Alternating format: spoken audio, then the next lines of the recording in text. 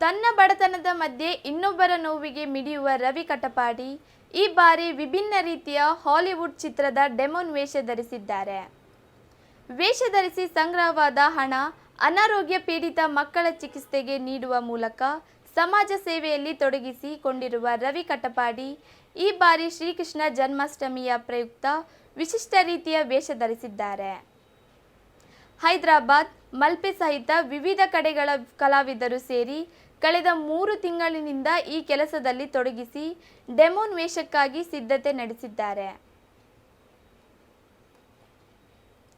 ಅಮೆರಿಕದಿಂದ ತರಿಸಿದ ವಿವಿಧ ರೀತಿಯ ಸಲಕರಣೆಗಳನ್ನು ಬಳಸಿಕೊಂಡು ವೇಷ ಸಿದ್ಧಪಡಿಸಲಾಗಿದೆ. 7 ವರ್ಷಗಳ ಹಿಂದೆ ಅನಾರೋಗ್ಯ ಪೀಡಿತರಾದ ಬಡ ಮಗುವಿನ ಕರುಣಾಜನಕ ಸ್ಥಿತಿಯನ್ನು ನೋಡಿ ಈ ಮಗುವಿಗೆ ಏನಾದರೂ ಸಹಾಯ ಮಾಡಬೇಕು ಎನ್ನುವ ನಿಟ್ಟಿನಲ್ಲಿ ವೇಷವನ್ನು ಧರಿಸಿ ಹಣ ಸಂಗ್ರಹಿಸಿದೆ. ಬಡವರಿಗೆ ಸಹಾಯ ಮಾಡಬೇಕು, ತಂದೆಯವರು ಮಾತಿನಂತೆ ಈ ಕಾರ್ಯಕ್ಕೆ ಇಳಿದಿದ್ದೇನೆ ಎನ್ನುತ್ತಾರೆ ರವಿ ಕಟಪಾಡಿ.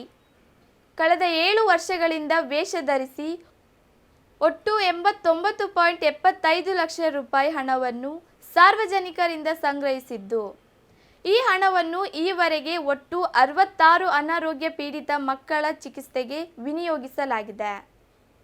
ಈ ಬಾರಿ 10 ಲಕ್ಷ ರೂಪಾಯಿ ಹಣವನ್ನು ಸಂಗ್ರಹಿಸುವ ಮೂಲಕ ಒಟ್ಟು 1 ಕೋಟಿ ರೂಪಾಯಿ ಗುರಿ ತಲುಪುವ ಯೋಜನೆ ಹಾಕಿಕೊಳ್ಳಲಾಗಿದೆ ಎಂದರು.